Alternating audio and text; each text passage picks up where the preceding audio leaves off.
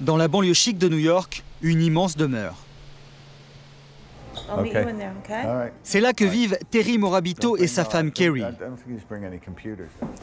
Et cette maison de 1000 mètres carrés avec des pièces à perte de vue, ce couple a pu se la payer grâce au succès de leur brunch. Tout ça, je l'ai eu grâce à mes omelettes, au business du brunch. Ça nous a donné la possibilité de vivre confortablement. On peut dire merci à tous les gens qui mangent des brunchs et qui font la queue toutes les semaines pour venir dans mes restaurants. Pour en arriver là, ce couple de modestes Américains d'origine italienne a ouvert il y a 24 ans un petit restaurant à New York, avec un brunch qui se voulait très copieux. Quand nous avons ouvert, c'était l'époque où la nouvelle cuisine était à la mode. Vous savez, ces restaurants où quand vous finissez votre assiette, vous avez encore faim. Nous, on a voulu faire exactement l'inverse. Un endroit où vous vous sentez vraiment rassasié après un repas.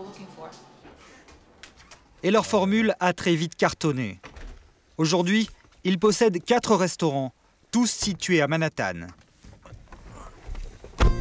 Et c'est le week-end, grâce au brunch, que les affaires marchent le mieux.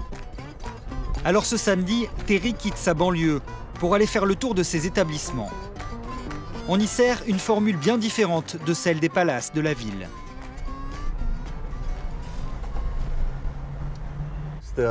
Vous voyez, ça c'est le Waldorf Astoria. Ici, ils font des brunchs à l'ancienne, comme dans tous les grands hôtels. Ce sont des repas très guindés, un peu coincés. Il faut être bien habillé pour aller bruncher et surtout, ça coûte très cher. Alors nous, on a repris le concept et on a fait des brunchs bon marché pour que le New-Yorkais moyen puisse venir bruncher toutes les semaines et sans dépenser des sommes folles. Terry a donc lancé un brunch bon marché, accessible à tous. Il a conquis une large clientèle, mais il en a surtout fait un business extrêmement rentable. Ce samedi-là, lorsqu'il arrive à son restaurant principal, il peut tout de suite voir que la journée va encore lui rapporter gros. Oui, aujourd'hui, c'est un bon jour. Le temps est beau, il y a déjà une bonne file d'attente, plein de gens qui veulent manger, et ça c'est bon pour nous.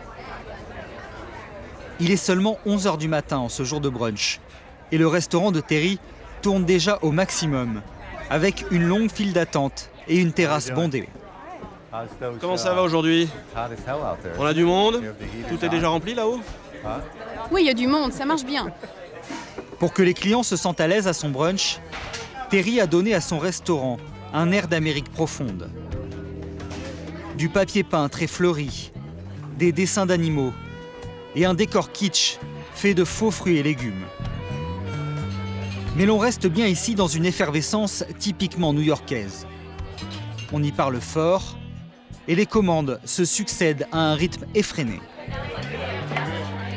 Et ce qui fait venir les clients ici depuis 24 ans, ce sont ces assiettes, cette formule à 20 €. Alors c'est ça un brunch américain traditionnel?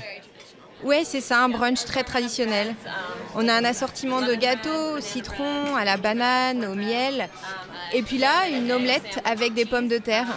À boire, c'est un jus d'orange et un cocktail au champagne. Des gâteaux, des pancakes, des crêpes et des omelettes. Des produits qui ont tous un point commun. Ils contiennent le même ingrédient de base, l'œuf. Et c'est avec ça que Terry a fait fortune. Car les œufs, c'est facile et rapide à préparer, et ça ne vaut presque rien. Une omelette vendue 9 € ne coûte à Terry que 50 centimes en œufs. Du coup, le patron a mis l'œuf à toutes les sauces. Ça, c'est notre menu spécial brunch du samedi et du dimanche. Pas moins de 8 sortes d'omelettes, 3 variétés de pochés, 4 recettes de brouillés. Pour son brunch le week-end, ce sont en tout près de 10 000 œufs que ses clients engloutissent. Alors l'angoisse de Terry, c'est la rupture de stock. Le matin, il guette avec impatience l'arrivée du camion de livraison.